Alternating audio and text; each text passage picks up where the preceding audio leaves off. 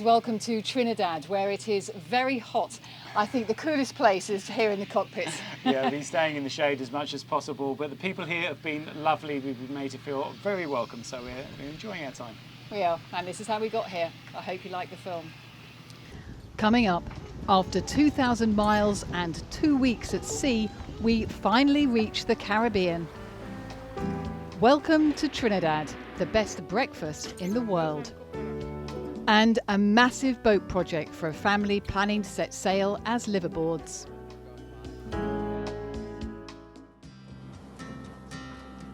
Sailing, rolling, the rhythm of our journey. In the last few days of our Atlantic crossing, we spend most of our time in the cockpit. Listening to podcasts, watching the waves, and of course, looking out for land. What a time for the wicked, the hungry and the brave. Ain't no time left to pretend. The car's on. Now the breeze has dropped, we also risk playing cards. It's more difficult with the wind coming from behind. They tend to fly all over the place, but we have time. Time to relax and enjoy the slow motion of the boat, getting us ready for a new life in the Caribbean. What a time for the righteous, the hero never came. Ain't nobody out there like us, there ain't no two stones the same. I'll be alright. Well, the moment's arrived. Look at this. That is Land Ahoy under those clouds there. It is, and the sun's just disappeared. I hope we're going to get a good sunset. That would be lovely. Yeah, sunset over the land. We're going to be seeing it for a while though, unfortunately, because it's about 50 miles along the north coast before we can get round to where we're going to. That's the problem we're coming into Trinidad. And the wind dropped, didn't it, last night? Yeah, yeah, So- it's been slow going this last little bit, so yeah, eking it out. It's nice though, because we've had such a rock and roll ride. Yeah. I'm quite happy just to be a little bit more gentle for the last bit. Yeah. That suits me. Yeah, hopefully we'll lose all this swell by the time we get around the corner, and then we've got that 50 miles, and I think we'll probably get there about 2 in the morning, so we'll have a little bit of a sleep before we have to go and check in, so that's good.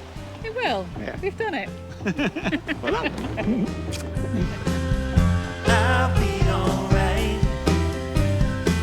I'd slow down if you told me it'll be alright. The first thing we pass is an oil rig, and then a ship. But before we leave the ocean, we must also show you pictures of our constant companions, the flying fish.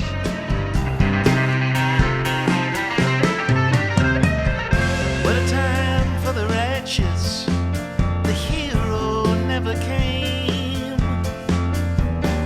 Ain't nobody out there like us, or are we all the same? I'll be alright. Then the realisation that this is our last night at sea. There, in the distance, is Trinidad. Our journey from Cape Verde has taken us just over 2 weeks, and now we're here. It's going to take another 9 hours to sail around the island to Chaguaramas to check in. As the wind has now dropped to nothing, we decide to stop for a few hours in Maracas Bay, where we anchor and sleep. The next morning, our new life begins. So this is it. We have arrived in Trinidad. This is our first view. It's just after dawn. We managed to snuck into this little bay on the north coast. We lost the wind completely last night, so didn't want to motor for the next 4 hours around the top, so snuck in here. Managed to get about 5 hours sleep. We got in here about 1 in the morning. It's now 6 in the morning.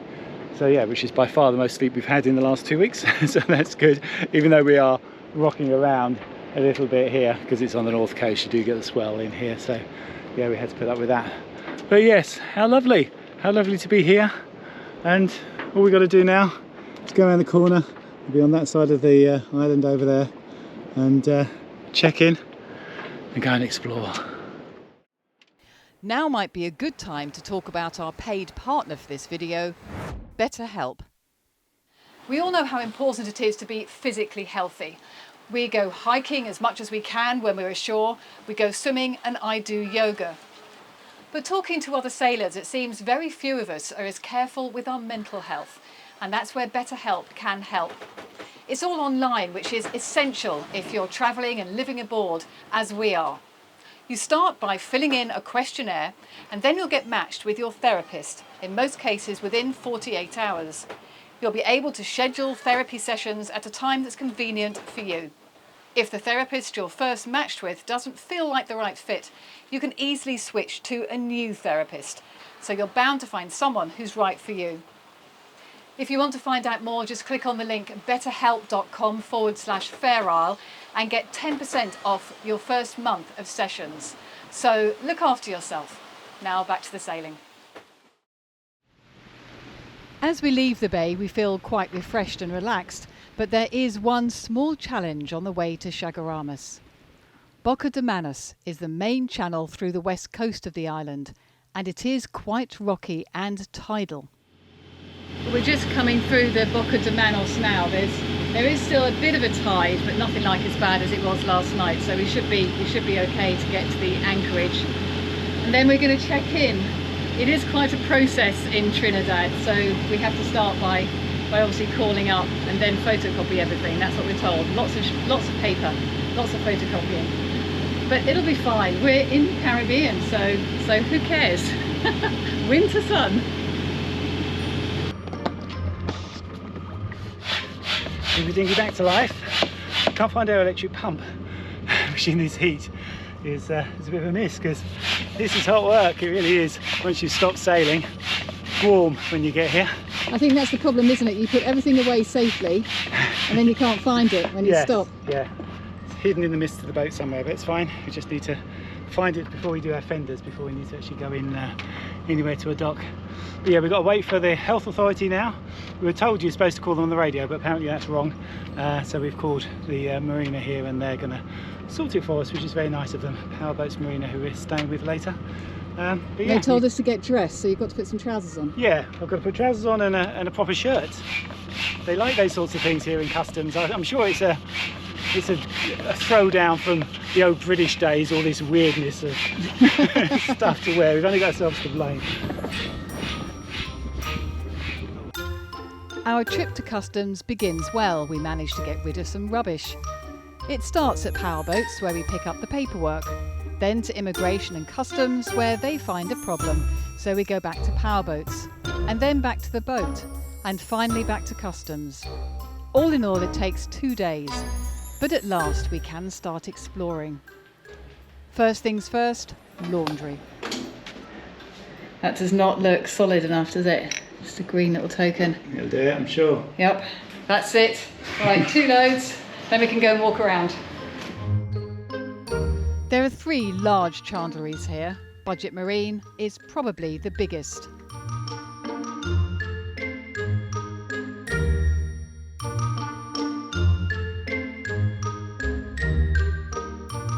It seems to have most things, including Semco for our decks. Now that's a find. And in the evening, because it's Thursday, the many international cruisers here hold a barbecue. A wonderful way to begin island life.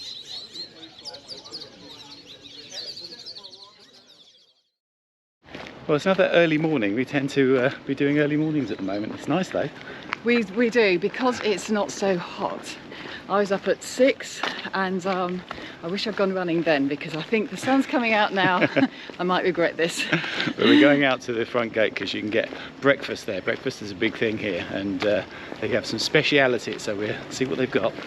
Most of the marina staff have breakfast here. The specialities are sahinas and doubles. So what goes in these then? Tell me what's in them. We have chickpeas. We have mango sauce, cilantro, cucumbers and coconut. Ah. Oh wow, lovely. So the cilantro is the stuff that's like coriander. We would think Yeah. that as coriander, yeah. So this one's a sahina, is it? Yeah. And what's in there? The sahinas are made out of spinach. And it's the same dressing as the doubles, you have it in the Sahinas as well. So is this just a breakfast thing for people then? People come here for breakfast? Yeah. Thank you. Have a good day. Okay, you too. Julie's getting ready for her run. I am. I'm going to sit here and eat my breakfast and wait for Budget Marine to open. Yeah, that's just behind us, isn't it? So Behind. Oh, Budget Marine, yeah. Budget Marine. There's a good path here, you can see, next to the road, so it should be safe. Yeah, goes right the way around the bay. So yeah, good running track. Good running track. Right, aftershocks are on. See you later. Bye.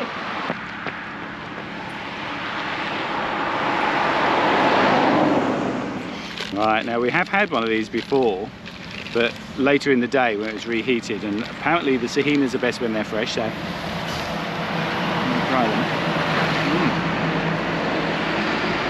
They're really good. Wow. The doubles was my favourite before, but I think that sort of survives being reheated better than the Sahina. And they're right, the Sahina's really lovely. Well, we've been here for a couple of days now and we are settling into island life. We are eating well, as you've seen, and sleeping well, because sleep was an issue, wasn't it? Well, it was for me more than you. You're very good at sleeping, but yeah. You know, we thought before we left that we might need more crew to get more sleep, but that would have actually made no difference at all, because the problem was not time in your bunk, it was that I go to sleep and wake up 2 hours later all the time. I was never getting a long sleep. You were managing 4 hours quite often. I was fine. I was up for my watches and then I went down to sleep, and then during the day I watched the flying fish, or read my book. But it was okay. I mean, I didn't feel particularly sleep deprived or anything. I mean, I would try and nap sometimes at night. I'd set an alarm for half an hour just to wake me up. I mean, it never actually did wake me up, so I wasn't deep sleeping, but I think I was just trying to nap through the night out in the cockpit, and that was okay. That sort of worked okay. But the big surprise for me were the hundreds of flying fish. I mean, they were there pretty constantly all the way through, and I thought they were birds to begin with. I was like, see, there's a bird right out in the middle of the Atlantic. Well, we did actually see, well, you saw several birds in the middle of the Atlantic. I did. As well, I think they might have been flying fish on reflection. But yes, I think they were, because they fly for such a long period of time, and well done for getting those pictures, because it's not easy to film them. No, they just come out of nowhere, and they're tiny. They just but they go for a long distance. So yeah, that was our entertainment, as you can see, watching flying fish, playing cards. Yeah, we had a nice time. It was okay. You didn't get bored then? I didn't get bored, and here are some more fun statistics. At the end of the last video, we asked you to guess how many ships we'd see on the crossing. The answer is 2. Fish caught, also 2. Distance sailed, a total of 2,327 nautical miles. Time taken, 15 days, 12 hours, which is quicker than we thought, because we were travelling at an average of 6.3 knots. Very fast for us. Now down to business. Card games 26, and we keep score 13 games each. Really, I didn't make that up. And crumpets made 25, all eaten at sea.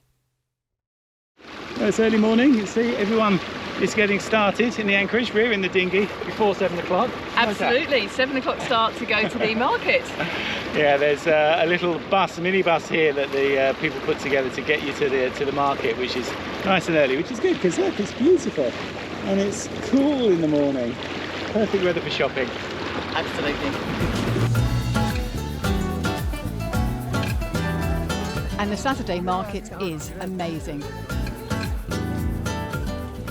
The biggest avocados I've seen, and pumpkins to feed the town.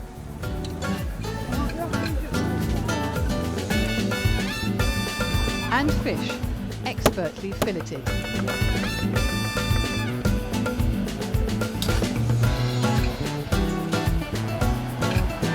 We buy prawns, which we intend to cook for supper on a trip to one of the bays.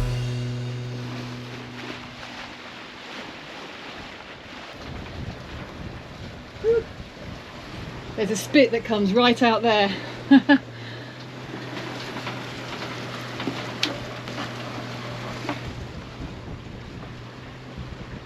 Lovely house, hey? You'd like to live there, wouldn't you?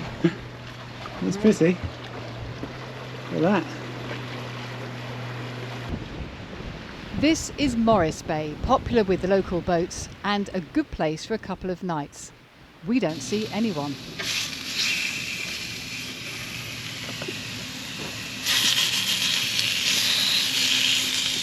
That looks delicious. Yep, so these are butterflied prawns. These are the ones we got from the market.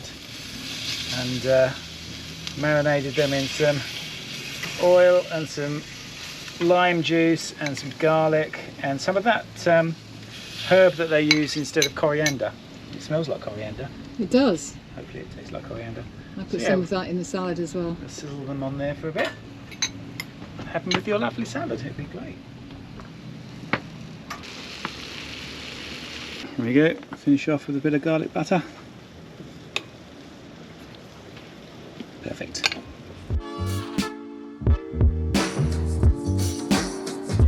The game we play is spotting the best holiday home, which is what most of these are. Some absolutely gorgeous, others have seen better days, but all in a perfect location. Back on land and our friends have arrived. This is the boat they are renovating. They're renaming her Audrey Rose. So Jim, this is a beast of a boat, isn't it? Tell what she is. So she's what size? She's a CT 54? 54. 54. That's correct. Yes. Is that without the bowsprit? Because bowsprit's not on at the moment. Well, that's a question that we haven't taped it out completely yet. So Yeah. she might be 54 with or without. We don't quite know. Yeah. But we tell, we know it was listed as a 54, so that's what we tell everybody. I don't want to go longer and have to pay the extra fees. So, No. Excellent. And it's got the lovely stern windows that you see on these boats. That's going to be lovely, isn't it? In that. It was one of the biggest features that I enjoy. Yeah. The galleon transom type of thing, and these were known as Bob Perry's the designer. These were known as Perry pirate ships. Yeah, yeah. And so this was one of his first designs. Yeah. Yeah. Yeah. Well, I mean, obviously Perry's done some brilliant designs, and they're all this sort of his early ones are all like this, aren't they? Full Yes. keel. Obviously, the good things about a boat like this. It's like concrete. It's solid, isn't it? It It's is. built really well, really And- solid. and- But have you had any problems at all with, if you're looking down here, with anything you had to do with the hull or Nothing through hulls, that horrible. sort of stuff? We did notice some very tiny pucks when we took the original bottom coat off. There were about 4 coats of bottom coat. Yeah. And so when we had them in, take that off, we did start to see little pucks. So what we're probably going to do is do a peel also. Yeah. Probably just a micro peel, and then put an epoxy barrier, and then go back with the copper coat. Yeah, yeah. And that's some sort of screw you got on the back there. That's a Yes. and hell of a until beast. and until I can put a maxi prop on, it'll be like pulling a 5-gallon bucket through the water, I'm sure. Yeah.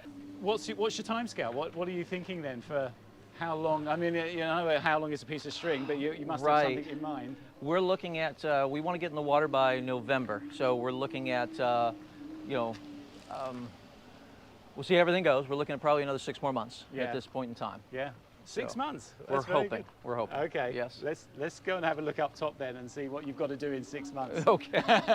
It would frighten me, I think. Yeah, well, it's ambitious, but it's like we just have to push on. Yeah, yeah. So. Now, so you can see with the decks, you stripped all the teak off, yeah? Correct. I had them take all the teak off. That was job number 1, and this is where we had the trampoline flexibility in the back, and actually we have a picture of a tree growing out of the back of her. Wow. And so this is one of the biggest parts. This is the one that took the most epoxy. We're probably right around 40 gallons of epoxy just to get this back. Is this the bit that frightened you most when you surveyed this boat? Well, I knew what was coming, and so when I felt it, I'm like, okay, it is what it is. Yeah. And so we were prepared. That was no surprise. I saw that going, yep, we can take care of that. We're looking good now, and you're going to put the hatchback in there. Correct. A lot of room up here then. Big dog house. Yes, yes. Lots of space in there. The doghouse was a modification. That wasn't something that was standard by CT or by Perry. Yeah. And it was added, we believe, in South Africa. We're not exactly sure. Wow. And she's a catch. She is a catch. Yeah. And she's tabernacle mounted for the stern mast and keel mounted for the main mast. Yeah. I had to have one piece of shiny teak to know where we're going. And so I had the boat shop redo this. It used to be wood strip with the black with Yeah, the yeah, black yeah. in between. And since we'll never walk here, it didn't make sense for us to do that. So I had them go back with straight grain teak. Yeah. And It's this lovely. is only 4 coats of varnish, so it's not even close to done. But it at least was shiny enough to where I can look at it and go, that's where we're going. That's the direction we're going over there. Watch your footing on the supplies. Yeah, it's good though, isn't it? Nice and wide.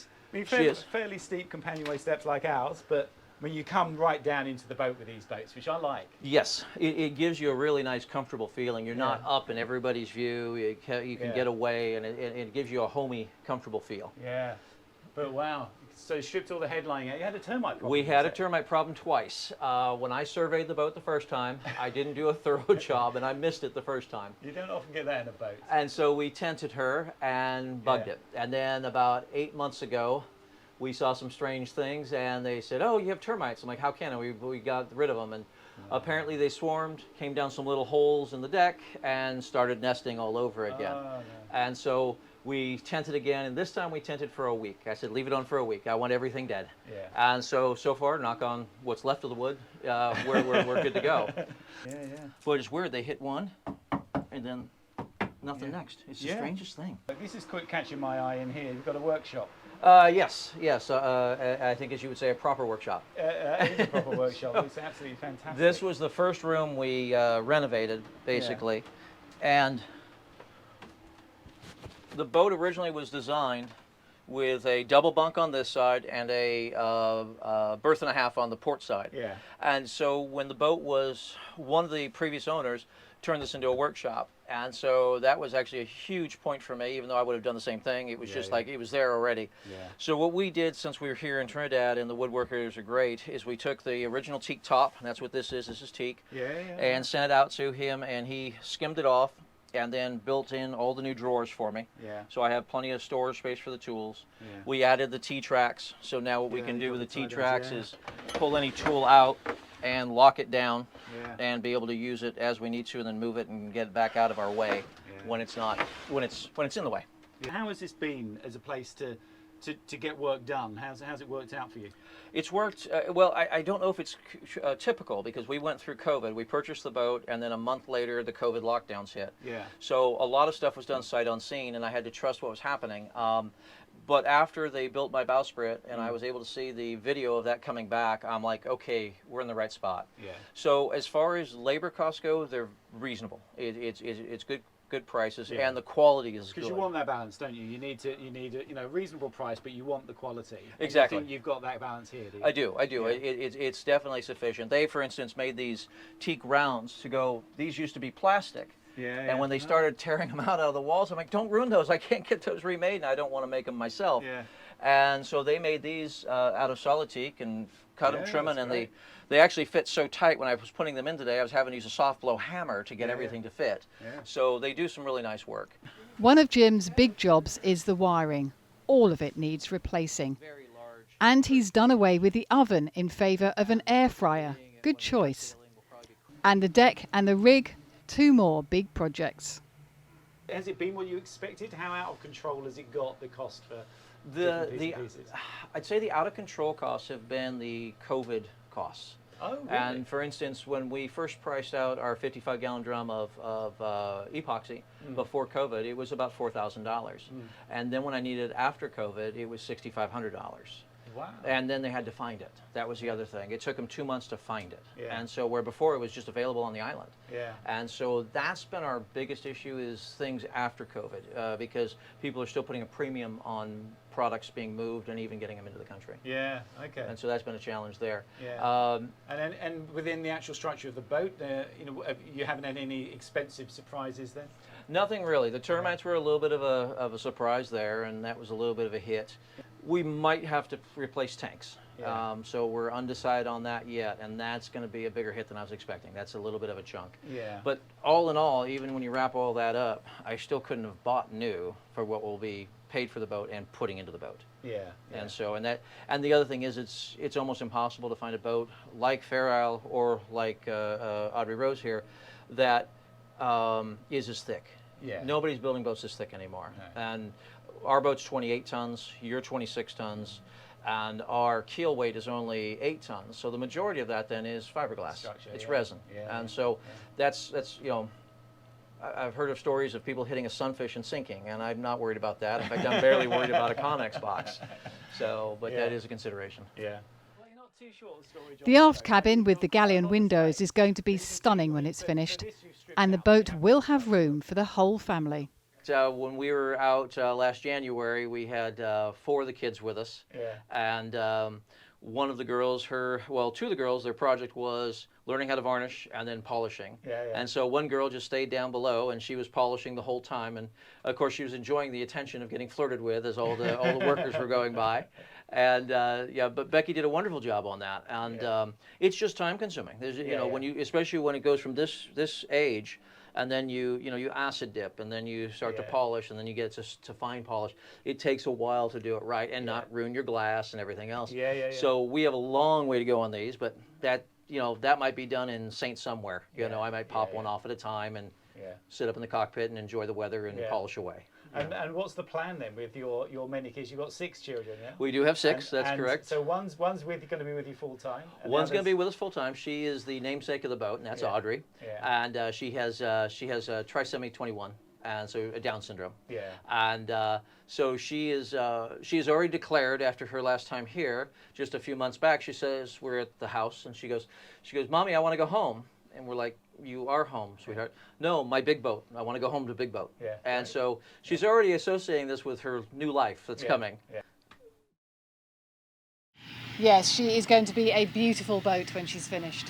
But a lot of work, so hats off to them for taking on a project like that. And there were a lot of people over there doing exactly the same thing, a big group of people that just come here to work on their boats. And it seems to be that Trinidad is a place to come to, not really to cruise, but to do that sort of work, doesn't it? It is, so we are going to join them. We are going to lift the boat.